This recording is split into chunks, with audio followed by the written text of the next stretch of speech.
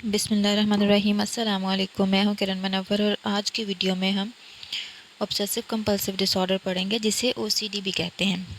OCD में ऐसी unwanted सोचें या कोई ऐसा फियर जो है वो माइंड में आता है जिसको लेके एंजाइटी फील होना शुरू हो जाती है, और उस एंजाइटी को ख़त्म करने के लिए इंसान जो है बार बार एक ही बिहेवियर करता है। ये इंसान की डेली लाइफ में इंटरफेयर करती है, जिसमें रोज़मर्रा के काम करने में मुश्किल होती है और स्ट्रेस रहता है। हर वक्त स्ट्रेस रहता है, डिस्ट्रेस की वजह बनती है ये। अगर आप ऐसी सोचों को इग्नोर करते हैं तो ये आराम से इग्नोर नहीं होती और एंजाइटी पैदा करती हैं और स्ट्रेस होना शुरू हो जाता है। ओसीडी में ऑब्सेशन और कंपल्शन दोनों के सिम्टम होते हैं। ऑब्सेशन जो है वो ऐसी हमारी सोचें जो हमारे माइंड में बार बार आती हैं और हम उन्हें याद नहीं करना चाहते, हम उन्हें इग्नोर करना चाहते हैं, लेकिन फिर भी वो हमारे माइंड में बार बार आती हैं। और कंपल्शन जो है उसी सोचों के नतीजे में जो हमें एंजाइटी होती है, फिर उसको हम पूरा ख़त्म करने के लिए एंजाइटी को तो हम बिहेव करते हैं, एक ही तरीके से बार बार बिहेव करते हैं। उस बिहेवियर को कंपल्शन कहते हैं। ये दोनों के सिम्टम एक साथ हो सकते हैं, तब भी हम ओसीडी डायग्नोज करेंगे। लेकिन ये भी पॉसिबल है कि ऑब्सेशन के सिम्टम हों सिर्फ, या फिर सिर्फ कंपल्शन के सिम्टम हों।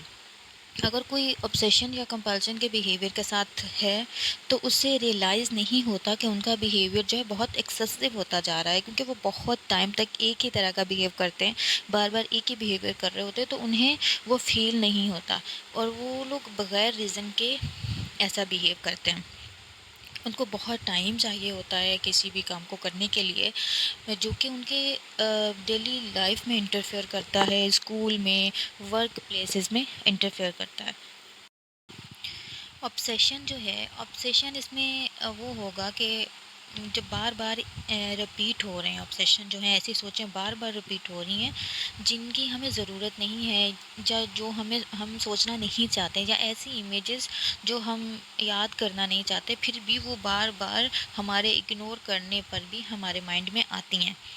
और फिर उसको इग्नोर करते हैं हम, तो फिर वो हमें स्ट्रेस पैदा हो जाता है, एंजाइटी होना शुरू हो जाती है।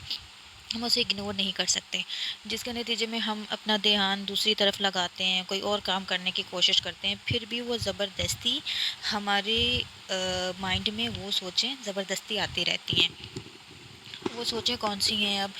हर वक्त ये आलूदगी या गंदगी का खौफ रहता है। आप ऐसी किसी चीज़ को टच नहीं करते जो किसी और ने जिसको हाथ लगाया हो, वो उसमें यही खौफ रहता है कि कहीं उसको आलूदगी ना हो, आलूदा ना हो वो चीज़, या फिर उसको गंदगी ना लगी हो। शक करना और ऐसी सूरत हाल को बर्दाश्त नहीं कर पाते जो गैर यकीनी हो। लाइक अगर घर से बाहर जा रहे हैं तो हमेशा ये बार बार चेक करेंगे, लॉक चेक करेंगे कि कहीं बंद किया या नहीं किया, दरवाज़ा बंद किया या नहीं किया, बार बार लॉक को चेक करना, और चूल्हे को बार बार चेक करना कि बंद हुआ है या नहीं हुआ। और चीज़ों को ऑर्डर में रखना, हम बिल्कुल ऑर्डर में ये चीज़ों को रखते हैं। अगर कोई भी इनकी ऑर्डर में रखी हुई चीज़ इधर उधर हो तो फिर इन्हें बहुत स्ट्रेस होना शुरू हो जाता है और बहुत एंजाइटी में आ जाते हैं। ऐसा लगना कि आप अपना कंट्रोल खो देंगे, या दूसरों को या अपने आप को नुकसान पहुंचा देंगे। इस बात का हर वक्त खौफ रहता है और ऐसी सोचें आती रहती हैं। ख़ास तौर पर अगर आप किसी ऐसे हजूम में हो जहाँ बहुत ज़्यादा लोग हैं, तो वहाँ पे बहुत डर रहता है कि आप कोई ऐसा एक्ट करेंगे या कोई ऐसा हरकत कर देंगे वहाँ पे जो कि नामुनासिब है, और शर्मिंदगी होगी वहाँ पे, या शाउटिंग करना शुरू कर देंगे लोगों के दरमियान। ज़्यादा हर वक्त वही सोचें तंग करती रहती हैं। ऐसे ख़्यालात आना जो आप पसंद नहीं करते, गुस्से को लेके कोई ऐसा लगता है कि आप अपना कंट्रोल खो दोगे। कुछ लोगों के बीच हो आप, तो ऐसा लगता है कंट्रोल खो दोगे, वहाँ शाउटिंग करना शुरू कर दोगे। या ऐसे थॉट्स आते हैं, कोई सेक्सुअल इमेजेस माइंड में आती हैं, और रिलीजियस कॉन्टेक्स्ट को लेके थॉट्स आते हैं माइंड में। सेकंड जो है इसमें कंपल्शन आ जाता है। कंपल्शन जो है वो उसमें हम वो बिहेवियर करते हैं जो कि ऑब्सेशन के नतीजे में होता है। जैसे कि ऑब्सेशन में हमारे माइंड में कोई थॉट चल रही हैं, बार बार एक थॉट आ रही है और वो हमें स्ट्रेस में डाल देती है, हमें एंजाइटी होना शुरू हो जाती है और उस एंजाइटी को, उस स्ट्रेस को ख़त्म करने के लिए फिर हम बिहेवियर करते हैं। जो बिहेवियर उसके नतीजे में करते हैं वो कंपल्शन कहलाता है। कंपल्शन जो है वो टेम्परेरी तो रिलीफ आ जाता है, उसमें स्ट्रेस जो है कम हो जाता है। जब हम बिहेव कर देते हैं जिस तरह की हमारी सोचें चल रही होती हैं उसको लेके हम बिहेव कर देते हैं, तो हम हमारा जो स्ट्रेस एंजाइटी है वो टेम्परेरी रिलीफ मिल जाता है उसको। कंपल्शन में हम बार बार क्लीनिंग करते हैं, जैसे हमारे माइंड में कोई गंदगी का या फिर वो सोचें चल रही होती हैं आलूदगी की, तो हम बार बार क्लीन करते हैं, किसी भी चीज़ को बार बार साफ़ करेंगे। जैसे हाथ धो रहे हैं तो हम बार बार हाथ धोते रहेंगे और इतने ज़्यादा टाइम तक हाथ धोते हैं कि स्किन ही ख़राब हो जाती है। चेकिंग करते हैं, बार बार हमारे माइंड में थॉट्स आ रहे हैं और फिर हम शक पैदा होता है हमारे माइंड में। बार बार दरवाजे को चेक करते हैं, चूल्हे को चेक करते हैं, बंद किया या नहीं किया, किसी चीज़ को भी चेक करेंगे, बार बार चेक करेंगे। काउंटिंग करते हैं और एक ख़ास अंदाज में काउंटिंग करते हैं, चीज़ों को ख़ास अंदाज में रखते हैं और फिर वो बहुत काउंटिंग करते हैं फिर हम उनके और ऑर्डर लाइन आ जाती है इसमें कि खामोशी से वर्ड को बार बार बोलते हैं, या कोई भी फ्रेज़, कोई जुमला है ऐसा तो उसे बार बार करेंगे। और नमाज़ पढ़ते हैं तो एक ही नमाज़ बार बार पढ़ेंगे।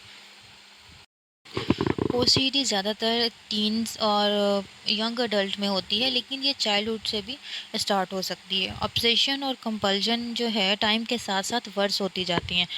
अगर आप ज़्यादा स्ट्रेस में हों तो इसके सिम्टम जो हैं वो वर्स हो जाते हैं।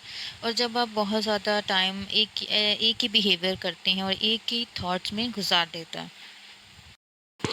ओसीडी की कॉजेज़ की बात करें अगर हम, तो कॉजेज़ में बायोलॉजिकल भी हो सकती है, जिसमें ब्रेन फंक्शनिंग में चेंजेस या फिर केमिकल चेंजेस की वजह से हो सकता है। जेनेटिक हो सकती है, अगर फैमिली में किसी के साथ हो तो वो भी एक इसकी कॉज हो सकती है, और लर्निंग भी हो सकती है इसकी। ऑब्सेसिव जो फियर है और कंपल्शन बिहेवियर है उसको सीखा भी जा सकता है, लर्निंग हो सकती है उसकी फैमिली से। अगर हम ओसीडी की रिस्क फैक्टर की बात करें तो इसमें फैमिली हिस्ट्री भी आ सकती है, ये भी एक रिस्क हो सकता है इसके डेवलप होने का।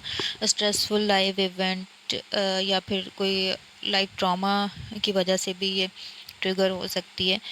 और अदर मेंटल हेल्थ डिसऑर्डर भी इसमें इसका एक रिस्क फैक्टर हो सकता है, जिसमें एंजाइटी, डिप्रेशन, सब्सटेंस अब्यूज़ और टिक डिसऑर्डर की वजह से भी ये हो सकती है। ओसीडी के साथ जो भी इंसान होता है उसके साथ जो कॉम्प्लिकेशंस होती हैं उसमें एक ही बिहेवियर को बार बार करते हैं और बहुत टाइम तक एक ही बिहेवियर को करते रहते हैं। हेल्थ इशू उनके साथ होते हैं, जैसे कि वो हैंड वॉश करेंगे और बार बार हैंड वॉश करने की वजह से स्किन प्रॉब्लम हो जाती है। स्कूल में सोशल और वर्क एक्टिविटी को अटेंड करने में मुश्किल होती है, और रिलेशनशिप को मेंटेन करने में या रिलेशनशिप में बहुत मुश्किल आ जाती है, और सुसाइडल थॉट्स आती हैं और सुसाइड करने की कोशिश भी करते हैं इसमें। ओसीडी की ट्रीटमेंट में मेडिकेशन भी आ जाती है और थेरेपी के साथ भी करते हैं। थेरेपी में जो है सीबीटी में exposure and response prevention therapy दी जाती है, जिसमें इंसान जो ओसीडी के साथ है उसे उस सिचुएशन में डाला जाता है जिस जो ऑब्सेशन उसको थॉट्स बार बार आ रही हैं, उसे तंग कर रही हैं, उसे आहिस्ता आहिस्ता उसी सिचुएशन में डालते हैं। और फिर थेरेपिस्ट जो है उस कंपल्सिव बिहेवियर को परफॉर्म करने से मना करता है, और ये पेशेंट की रज़ामंदी के साथ होता है। अगर विलिंग है पेशेंट तभी ये थेरेपी की जाती है। इसमें थेरेपिस्ट जो है पेशेंट को फोर्स नहीं करता। अगर आपको आज की वीडियो अच्छी लगी है तो वीडियो को लाइक करें, चैनल को सब्सक्राइब करें और अपना बहुत सा ख्याल रखें। अल्लाह हाफ़िज़।